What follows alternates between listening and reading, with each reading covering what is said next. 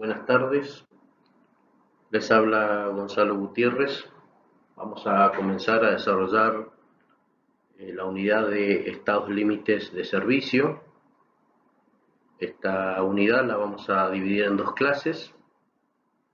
La primera clase que vamos a iniciar ahora, vamos a trabajar aspectos generales y luego en particular la problemática de fisuración. Y en la clase número 2 vamos a trabajar la parte de deformaciones. Entonces, esta es la clase 1 de 2 de estados límites de servicio. Ustedes ya han visto en las primeras clases de la materia que en el objetivo de diseño es que la estructura que estamos proyectando no supere durante su vida útil determinados requerimientos que hemos llamado estados límites. Y estos estados límites son básicamente dos: los estados límites últimos o de rotura y los estados límites de utilización en servicio. Los estados límites últimos de rotura es lo que hemos venido trabajando cuando hemos desarrollado o aprendido a dimensionar a flexión, corte y torsión, losas y vigas hasta la fecha, y luego verán lo propio en columnas y en fundaciones. ¿Sí? O sea, el dimensionado a rotura de esos elementos. Eso es lo que venimos haciendo hasta el momento. Y de eso se trata el colapso de las estructuras, evitar el colapso, la pérdida de equilibrio estático, evitar el pandeo global o local, o evitar la inestabilidad debido a grandes desplazamientos.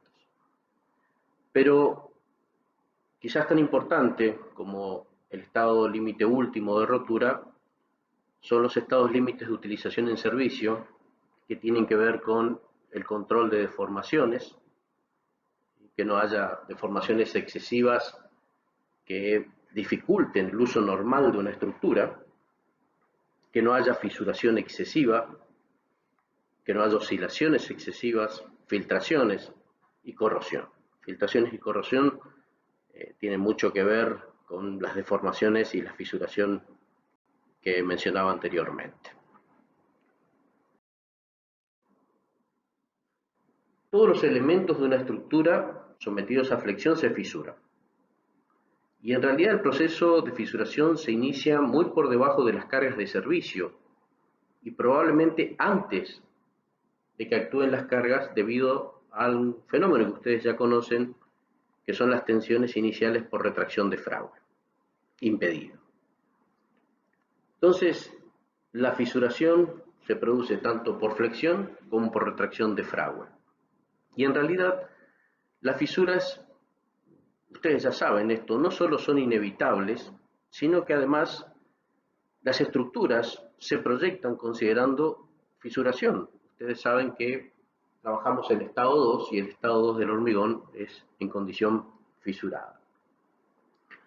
La resistencia a flexotracción del hormigón, que podemos estimar con esta fórmula que ustedes ven aquí, 0,625 de la raíz cuadrada de la tensión característica del hormigón, lo que nos daría para un hormigón H25, o sea, de tensión característica 25 megapascales, un valor de 3,13 megapascales. Para ese valor, la tensión del acero, que la podemos obtener a través de la relación de los módulos de elasticidad, es de 27 megapascales, que claramente está muy por debajo de la tensión de fluencia de los 420 megapascales que usamos para el diseño. Es decir, que claramente nuestras estructuras se van a fisurar. De hecho, repito, así lo prevemos y así lo proyectamos. En estado 2 trabajamos con el acero, proyectamos el acero trabajando a 420 megapascales y en esas condiciones el hormigón claramente estará pasando su resistencia a flexotracción y se estará fisurando. Pero si este fenómeno o esta solicitación de flexión está bien diseñada, se esperan fisuras pequeñas, fisuras de tipo capilares, que son del orden de los 0,25 milímetros.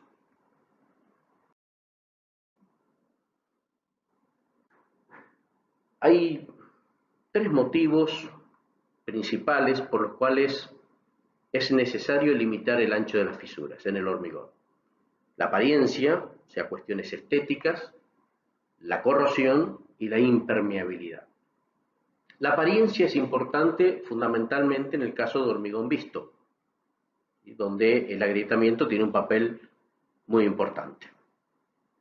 En el caso de la corrosión, estamos buscando proteger las armaduras del fenómeno de corrosión, y una fisura claramente es una vía de ingreso de agentes que pueden producir corrosión. Entonces, desde el punto de vista de la corrosión es muy importante el control de las fisuras, ¿sí? Fundamentalmente del tamaño de las mismas. Pero se ha demostrado que para limitar el efecto, las medidas más efectivas están en la utilización de hormigones de mejor calidad y aumentando el espesor de recubrimiento de hormigón. En realidad, cuando uno aumenta el espesor de recubrimiento, las fisuras se hacen quizás más grandes y se separan más, que no es lo que estamos buscando, pero al mismo tiempo, mayor recubrimiento protege más a las armaduras para el fenómeno de corrosión. En las últimas disposiciones del ASI, del American Concrete Institute, que es, digamos, la norma a partir de la cual se generan las normas nacionales, no es la abertura de fisura el factor decisivo, ¿sí? Entonces, las disposiciones no se dirigen al control de agrietamiento limitando el ancho de esta, sino más bien a otras cuestiones que tienen que ver con lo que acabo de mencionar, con la calidad del hormigón, con el recubrimiento, y veremos también con la distribución de las armaduras. Entonces, si bien vamos a aprender a calcular el ancho, o a estimar más bien que calcular anchos de fisura, vamos a ir viendo que en realidad las disposiciones reglamentarias buscan controlar el fenómeno de fisuración con otros mecanismos, más que con el cálculo del ancho de la fisura.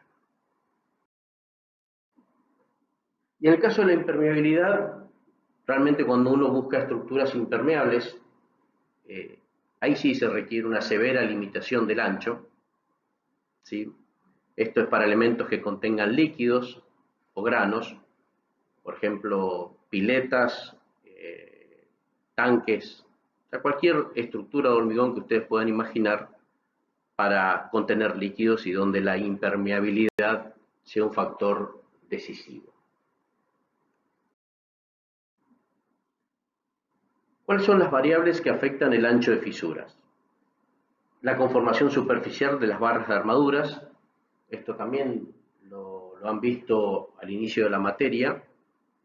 Claramente las barras conformadas o nervuradas colaboran por el aumento de la adherencia, colaboran en el control de fisuración, se logran fisuras más próximas y de menor espesor, que es lo que estamos buscando, y por el contrario las barras lisas propician separaciones mayores de fisuras y claramente o lógicamente mayores anchos. También la tensión de las armaduras, a menor tensión de las armaduras, menor problemática de fisuración. El recubrimiento, les repito, a mayor recubrimiento es probable que los anchos de fisura sean mayores y se separen más, pero al mismo tiempo se protege mejor a las armaduras frente al fenómeno de oxidación. Y finalmente la distribución de las armaduras. Siempre es preferible colocar mayor cantidad de hierros de menor diámetro que para una misma sección de armadura colocar menor cantidad de hierros de mayor diámetro.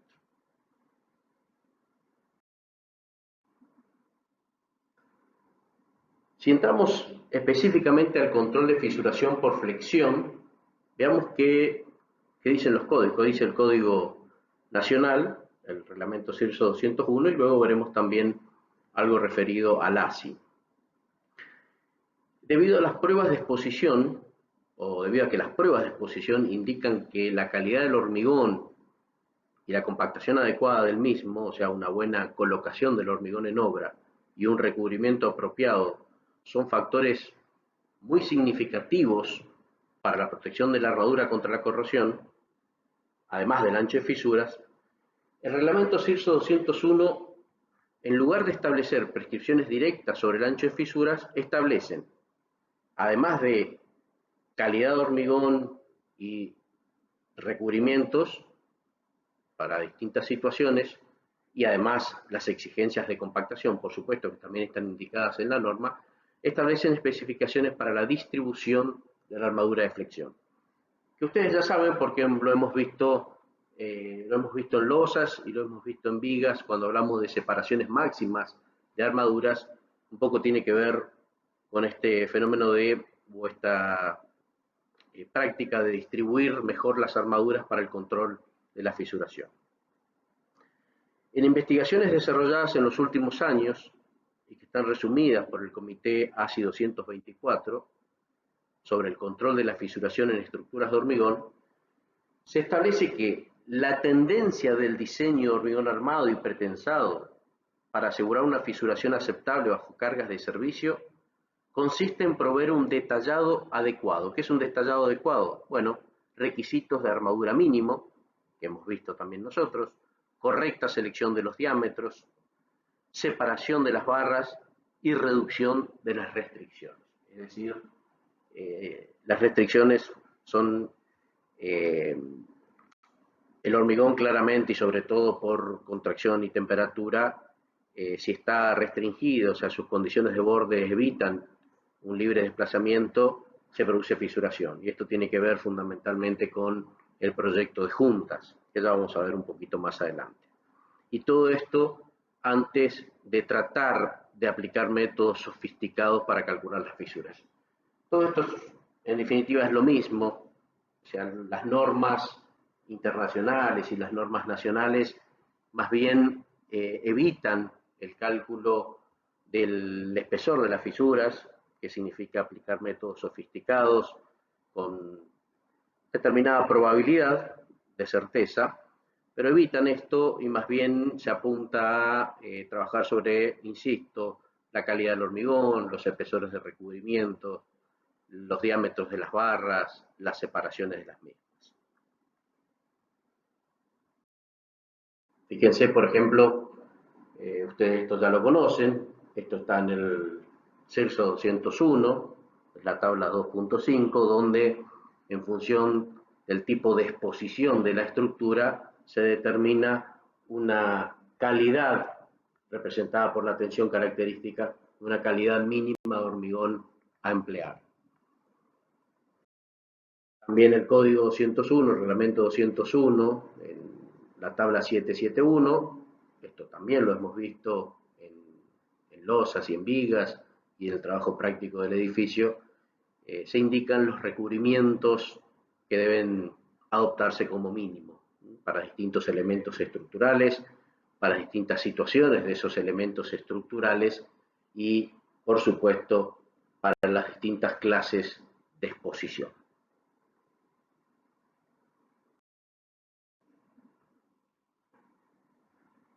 El mismo código 201, cuando se refiere al control de fisuración por flexión, establece las separaciones máximas de las armaduras, lo que hablamos hace un momento. Estas fórmulas ustedes las conocen. La separación de la armadura más cercana a la cara traccionada, es decir, la armadura que está trabajando a tracción, debe ser igual o menor que el menor valor obtenido de estas expresiones que ustedes ya conocen, ¿sí?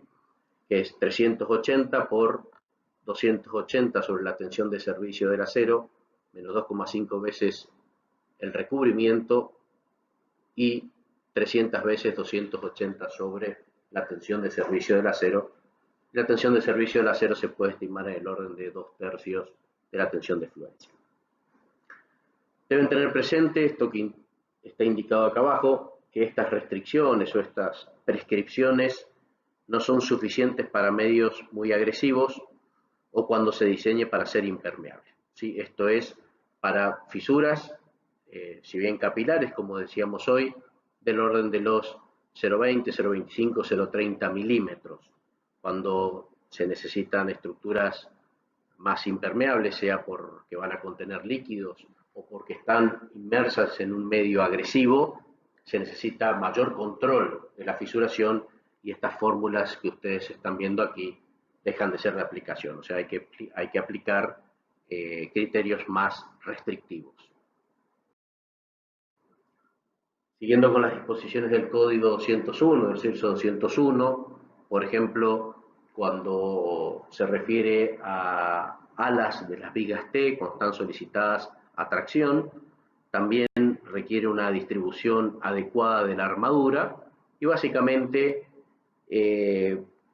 sugiere o recomienda o prescribe colocar la armadura a tracción no concentrada en el ancho del nervio, sino distribuida digamos, una distancia igual a la luz de la viga dividido 10. Y si el ancho efectivo, o sea, el ancho de esa placa, es mayor a esa distancia 1 sobre 10 de la luz, inclusive recomienda o prescribe más que recomienda disponer armadura adicional en las zonas que quedan fuera de, de ese segmento de 1 sobre 10 de la luz. Claro que cuando esta viga está asociada a losas que llegan a ella, muy probablemente acá haya armadura de la losa, armadura en la otra dirección, armadura secundaria, o si son losas cruzadas, armadura principal en las dos direcciones, que de alguna manera empiezan a colaborar en esta problemática.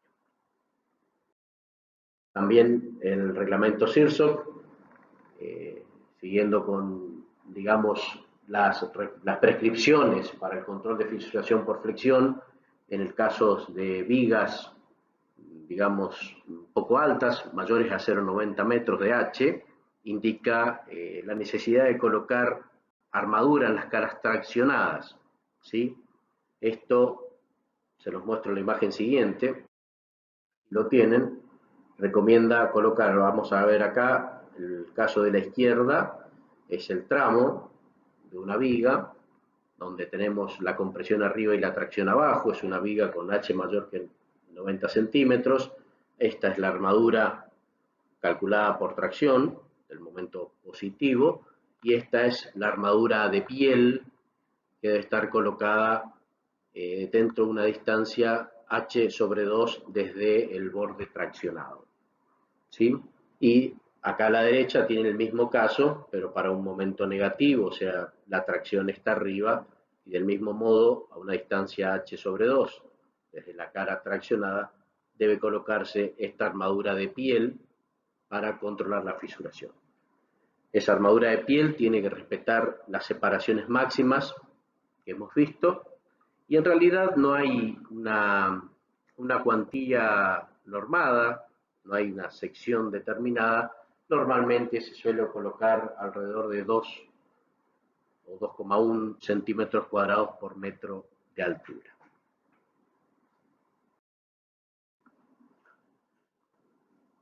Si vamos al ancho de fisura, que insisto, no es la forma habitual, por lo menos en estructuras tradicionales, sí cuando buscamos estructuras impermeables o situaciones de agresividad, pero realmente la fisuración en el hormigón es un proceso aleatorio, altamente variable e influenciado por muchos factores. Entonces, no es sencillo estimar o pretender estimar un ancho de fisura. Los métodos para predecir este ancho se basan en observaciones experimentales y estiman el ancho máximo probable con una probabilidad del 90% de no ser excedido.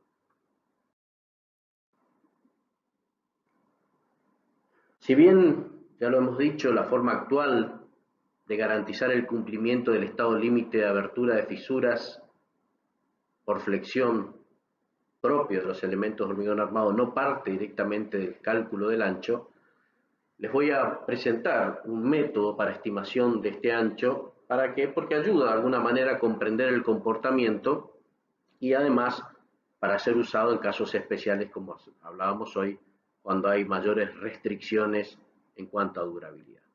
La fórmula que se presenta es la fórmula propuesta por Jederle y Lutz, que dice que el ancho de fisura W es igual a 0,011 de un factor beta, que ya vamos a analizar, por la tensión de la armadura bajo cargas de servicio, o sea, la tensión de servicio, por D sub C por A, donde D sub C es el espesor de recubrimiento, no el espesor C sub C.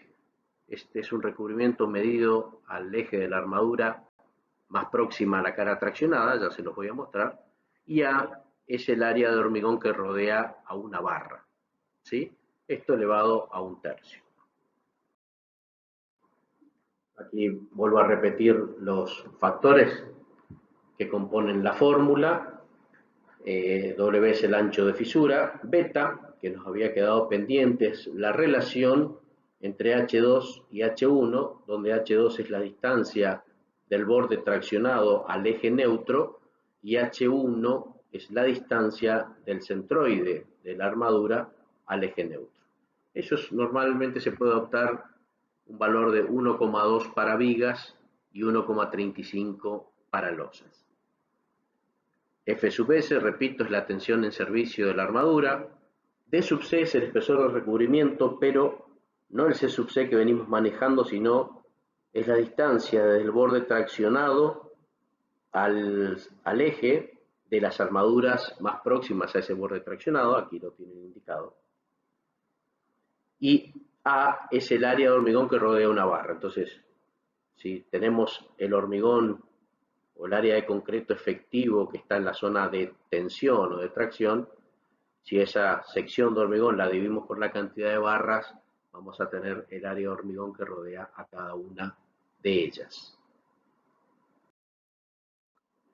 Y bueno, si entramos o vamos por el lado de determinar un ancho de fisura, tenemos que compararlo con algo, y aquí hay un listado, una propuesta de anchos de fisuras tolerables en función de la exposición. Entonces, cuando para situaciones normales, cuando es aire seco o cuando está protegido con una membrana, se admiten fisuras de hasta 0,41 milímetros.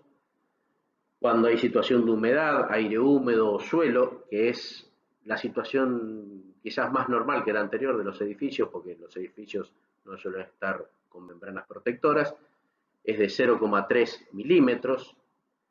Cuando se emplean químicos para deshielo, 0,18 milímetros. Cuando es una estructura expuesta a agua de mar y rocío de agua de mar, o situaciones de humedecimiento y secado, empezamos a ser más restrictivos, hablamos de 0,15 milímetros.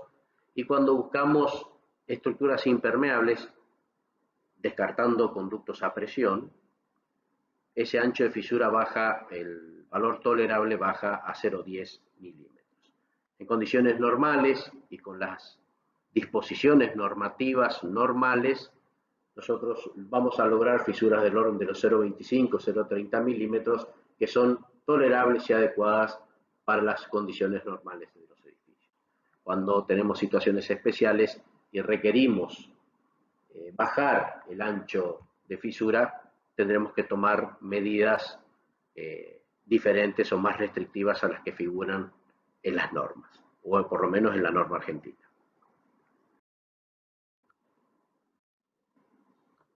La fórmula de Döderli-Lutz refleja que la distribución del refuerzo influye en el ancho de fisura, que es lo que hemos comentado anteriormente. Y esto se ve reflejado en los parámetros D sub C y A. ¿Sí? Aquí D sub C, que es el recubrimiento, ese recubrimiento corregido, llamémosle, y A, que es el hormigón que rodea las barras, está demostrando que la distribución de las armaduras tiene incidencia en la fisuración o el ancho de fisura esperable. ¿Sí? Hay que tener cuidado, esta expresión no es aplicable a losas armadas en dos direcciones. Y además, esta expresión fue validada o calibrada con experimentos en que el recubrimiento de las barras, o sea, el D sub C, era menor que 63 milímetros, 6,3 centímetros, lo que según Frosch, de 1999, la hace poco confiable para valores mayores. Aquí vemos un ejemplo, realmente es muy sencillo.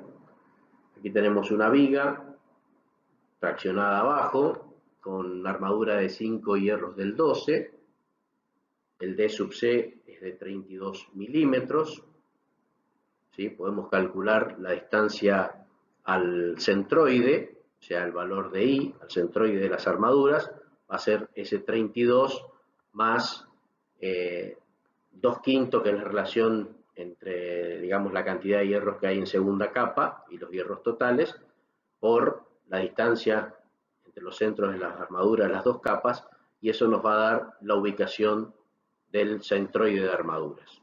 Claramente, ese centroide por 2 veces I, nos va a dar el área efectiva de hormigón traccionado, ¿sí? Entonces, el área total para este ejemplo de hormigón en zona traccionada va a ser el ancho de la viga, 15 centímetros, 150 milímetros, por 2 veces I, 2 por 47, 94, nos da 14.100 milímetros cuadrados, ¿sí? Entonces, la sección de hormigón que recubre o que rodea cada barra va a ser la sección total dividida la cantidad de barras, que es 5, 2.820 milímetros cuadrados.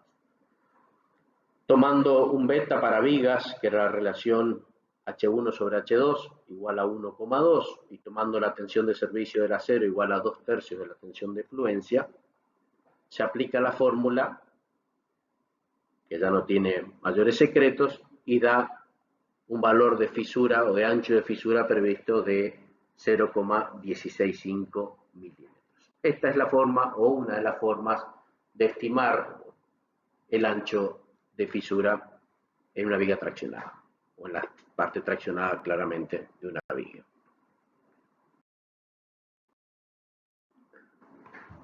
Desde el punto de vista de la fisuración o del control de fisuración por retracción y temperatura, también tenemos disposiciones del código, del reglamento CIRSE 201, que también ustedes conocen, las hemos visto en losas, que indican que la separación máxima de la armadura de contracción y temperatura debe ser la menor entre estos dos valores, 3 veces el espesor H de la losa, o 300 milímetros, y que la cuantía mínima para el acero que estamos usando habitualmente, de 420 megapascales de tensión de fluencia, del 1,8 por mil referido a la sección de hormigón.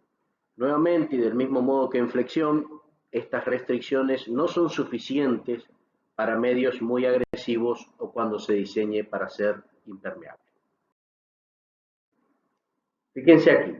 Aquí ya empezamos con otras alternativas cuando tenemos situaciones especiales, estructuras impermeables o medios agresivos. Aquí, por ejemplo, les presento las disposiciones de la norma inglesa 8007, la British Standard 8007, donde se verifica la cuantía mínima por retracción y temperatura para una determinada abertura límite de fisura, que dice que la cuantía mínima por retracción y temperatura es 1,7 por T1, que es el salto térmico, más T2, que es la variación térmica estacional, por un factor, por el diámetro de la armadura que se esté usando, dividido el ancho de fisura tolerable.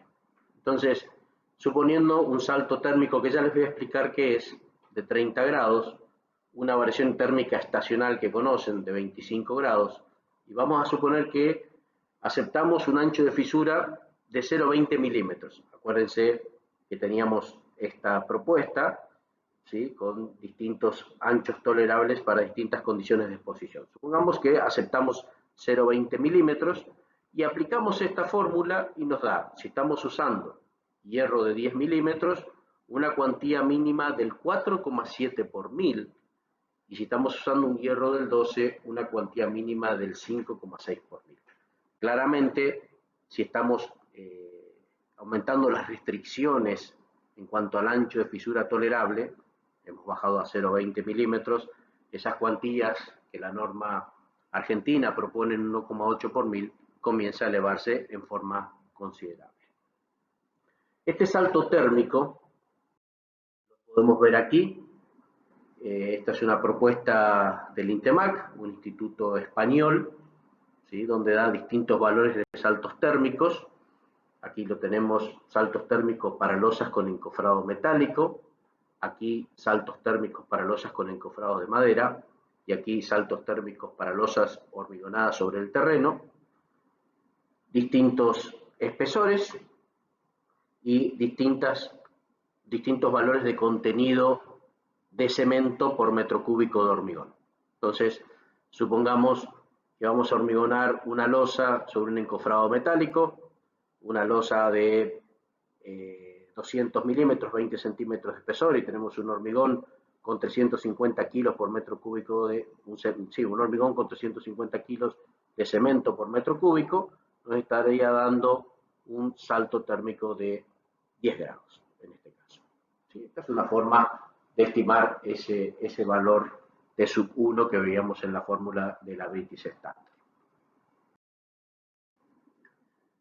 También las normas americanas, cuando se refieren a estructuras de hormigón para, digamos, situaciones especiales, ellos llaman Environmental Concrete Structures, son, en definitiva, estructuras donde buscamos mayor impermeabilidad o estructuras sometidas a ambientes agresivos. Entonces, dan recomendaciones, por un lado, referidas a, digamos, a los refuerzos mínimos, o sea, la cuantía mínima, lo que venimos viendo. Esto es referido a retracción y temperatura, por supuesto, pero también incluyen el concepto de juntas, la importancia de las juntas, que hasta aquí solamente habíamos hablado al principio cuando mencionábamos que las restricciones típicas de las estructuras de hormigón propician la fisuración. Entonces, ya en estas propuestas americanas están la consideración de estas juntas, ¿sí? Aquí, en primer término, por ejemplo, el espaciamiento, la distancia entre juntas de expansión. Juntas de expansión son cortes directamente que se producen en las estructuras de hormigón para que haya un libre movimiento por reflexión y temperatura. Les voy a ir solamente remarcando las partes de mayor interés. Acá dice que en general, digamos, la separación entre las juntas de expansión no debería ser mayor a 120 pies, que son 36 metros, y de todos modos indica que la práctica durante décadas en estructuras justamente donde buscamos impermeabilidad han demostrado que esa separación entre juntas es excesiva. Entonces, inclusive deberíamos hacer juntas de expansión a distancias menores. En la misma dirección, en el mismo sentido, aquí hay una tabla. Todo esto está sacado de, digamos, una presentación técnica hecha por Edward Nagui, llamada Juntas en Construcciones de Hormigón. Y en esta tabla 17.3 hay recomendaciones de espesor o ancho de juntas y separaciones de las mismas. Entonces, por ejemplo, para distintas situaciones de la estructura, si están bajo tierra, a nivel de subsuelo, o sea que están más protegidas, cuando están parcialmente protegidas sobre el terreno, cuando directamente están no protegidas, o sea, están expuestas, entonces distintos niveles de temperatura previstos o esperables, y aquí tienen para distintas situaciones de distancia entre juntas de expansión, los anchos, los espesores que deben tener esas juntas. Entonces, fíjense, por ejemplo, el peor caso de una estructura, una losa directamente no protegida, totalmente expuesta a la acción climática, para juntas con separación de 24 metros, de 30 metros, directamente no está recomendado. O sea, las separaciones entre juntas de expansión no deben superar los 18 metros, ¿sí? Y para 18 metros sugiere un ancho de junta, o sea, una separación en el corte de 2,54 centímetros. Y así, para las distintas situaciones de exposición, las distintas separaciones y los distintos espesores. ¿Y qué dice este mismo artículo, que está basado claramente en normas americanas, en el ASI, respecto de los refuerzos o de las armaduras mínimas o de las tensiones en situaciones de estas estructuras especiales, estas estructuras que buscamos que sean impermeables o por su condición de impermeabilidad o porque están inmersas en un medio agresivo. Y dice, por ejemplo, que los esfuerzos de servicio, en definitiva las tensiones de servicio del acero, no debería estar por arriba de los 138 megapascales. Acuérdense que nosotros hablábamos hoy de que nuestras tensiones de servicio se estiman en 2/3 de la tensión de fluencia, y eso son aproximadamente 280 megapascales, es decir, que está sugiriendo el autor, y está sugiriendo hacer trabajar la armadura a la mitad de la tensión. ¿Sí? Es como que para estructuras especiales de este tipo, para el control de fisuración por retracción y temperatura, básicamente deberíamos estar colocando el doble de la armadura necesaria por cálculo. ¿Sí? También indica que el refuerzo por contracción y temperatura en estas estructuras especiales son las que figuran en la figura, en un gráfico y en la tabla que ya les voy a mostrar, según el ASI 350. Pero estas armaduras mínimas que les voy a mostrar, o estas cuantías mínimas, son sobre la base de colocar juntas de contracción. Es decir, no solo juntas de dilatación, que fueron las que vimos hoy, que estaban distanciadas primeramente a 36 metros y luego, de acuerdo con la práctica, a menores distancias, sino que además tiene que haber juntas de contracción, que son juntas de menor entidad, pero que permiten una libre contracción, o sea, van reduciendo las restricciones. ¿Sí? Entonces, suponiendo que existen esas juntas de contracción, vamos a ver la propuesta de cuantías mínimas de armadura por retracción y temperatura que hace el ASI 350 indicado por Naui. Asimismo, indica que la separación de estas juntas de contracción, en general, digamos, no debería ser superior a los 30 pies, esos son 9 metros, pero que en realidad es preferible no pasarse de los 20 a 25 pies, o sea, no pasarse de los 6 a 7 metros de separación entre las juntas de contracción. En esas condiciones, este gráfico, que está asociado a la tabla que ya les voy a mostrar, nos muestra las cuantías mínimas por contracción y temperatura. Entonces, suponiendo que hagamos juntas de contracción y las coloquemos, por ejemplo, cada 25 pies, 7,5 metros, para 0 grados 60, que es el acero de 420 megapascales de tensión de fluencia, estamos hablando de una cuantía mínima del 3 por 1000. ¿Sí? Prácticamente el doble de lo recomendado por la norma argentina para situaciones típicas. Esto no es una situación típica, son estructuras especiales, ¿sí? Estructuras donde buscamos impermeabilidad. Esta tabla básicamente está mostrando lo mismo, ¿sí? Distancia entre juntas de contracción y la cuantía mínima del refuerzo por contracción y temperatura para distintos tipos de acero. El nuestro es el grado 60.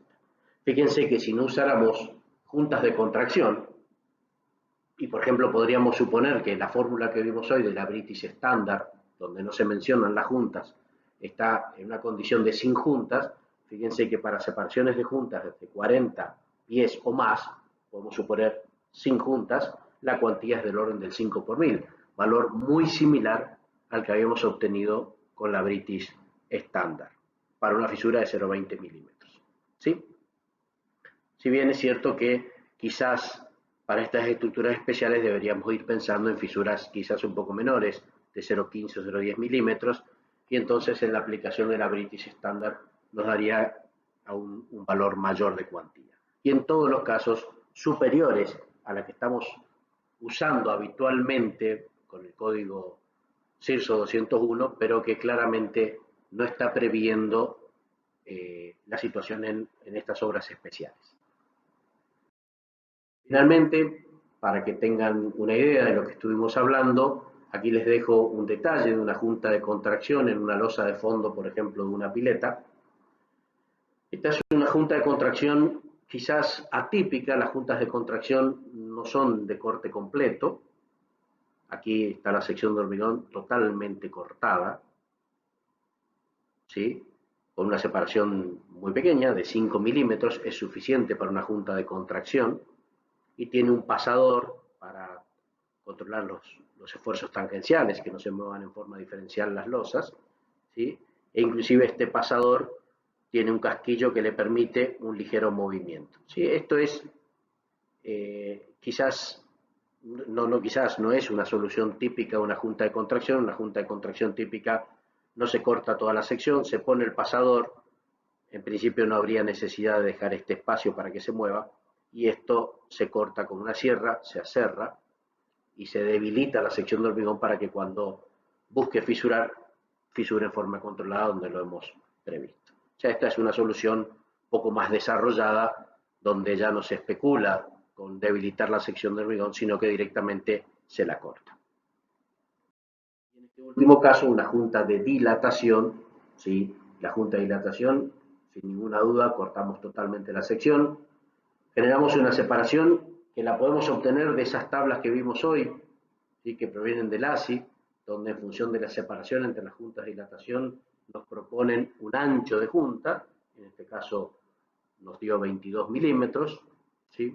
La armadura, por supuesto, cortada, el pasador y el casquillo que permite que el pasador se mueva. Claramente este pasador, igual que en el pasador del diseño anterior, van engrasados para que permiten que se mueva o se patine, el hormigón patine sobre él.